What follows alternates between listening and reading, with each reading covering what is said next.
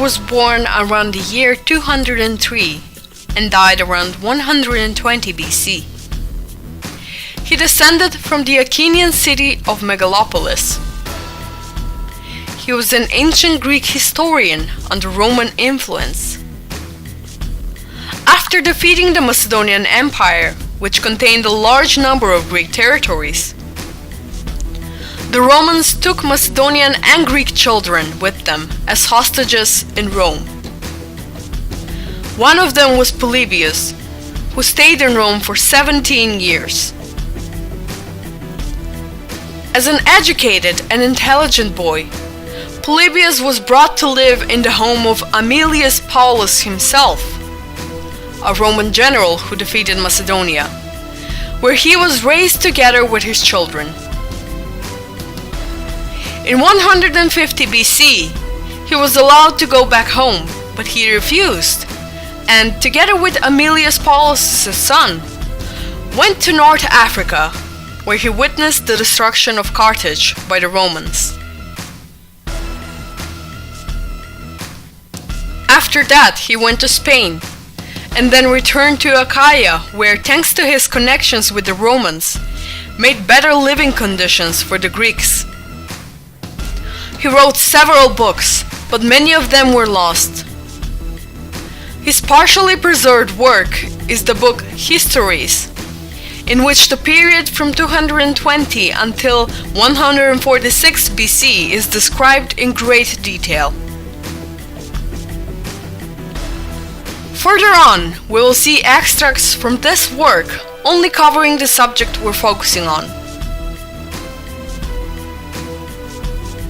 It is well known that in the 3rd century BC, an Achaean League was formed. It was an alliance between the cities from the present-day Greece's territories, especially Peloponnesus. In that time, Greek territories were occupied by the Macedonians. The leader of the Achaean League was Aratus, who first fought against the Macedonian slavery, and later, after he was about to be replaced as leader to the Achaean League by the Spartan Cleomenes, he called his former enemies, the Macedonians, to help him. But, after they returned to Peloponnesus and helped him, the Macedonians did not retreat, but stayed there. This is why Aratus was criticized by a significant part of the Greek public.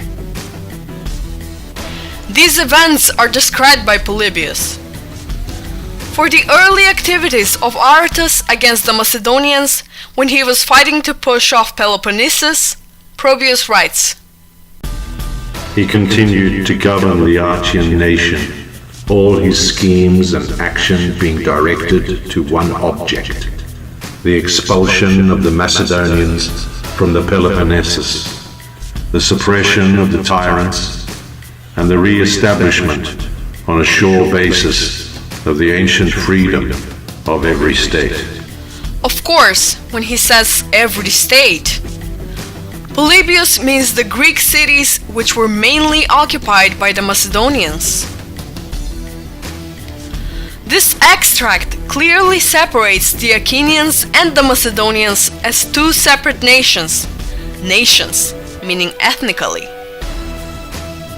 About the ambitions Cleomenes of Sparta had for leading the Achaean League to liberate the Greeks from the Macedonian slavery, Polybius writes, Cleomenes' personal ambition and far-reaching projects, though for the present he aimed only at supremacy in the Peloponnese, would on his attaining this at once develop into a claim to be overlord of all Hellas, a thing impossible without his first putting an end to the dominion of Macedon. This too is so clearly written that no further explanations are needed. The Spartan Cleomenes wanted to take over the leadership of the Achaean League so he can rule Peloponnesus and then with all Hellas. But this was impossible because those territories were under Macedonian slavery. Meaning, he would first have to free the Greeks from the Macedonian slavery, and then rule all Hellas. It is clear that Polybius under all Hellas did not consider Macedonia at all. On the contrary, it is clearly said that in order to rule all Hellas, he would first have to free them from Macedonia. Further on, Polybius, in order to explain some conditions of the later period, he returns to Macedonia's older history, mentioning Philip II and Alexander the Great of Macedon. Here too he clearly separates the Macedonians from the Greeks. Philip perceived and reckoned on the cowardice and indolence of the Persians as compared with the military efficiency of himself and his Macedonians, and further fixing his eyes on the splendor of the great prize which the war promised, he lost no time once he had secured the avowed goodwill of the Greeks, but seizing on the pretext that it was his urgent duty to take vengeance on the Persians for their injurious treatment of the Greeks, he bestirred himself and decided to go to war, beginning to make every preparation for this purpose.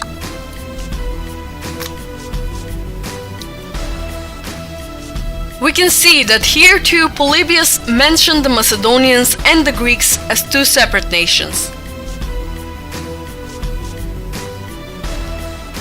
Polybius writes about the war contract Philip V of Macedon made with Hannibal of Carthage, which allied them against the dangers of the Romans.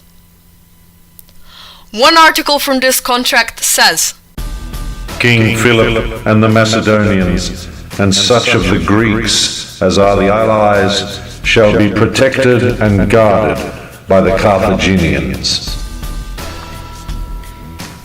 There is no doubt that the Macedonians are treated as a nation separate to the Greeks in here as well. It is known that at the time, not all Greeks were under Macedonian slavery, but a large number were. The article in this contract clearly mentions the Macedonians and the Greeks, who were their armies, etc., and who were under their reign.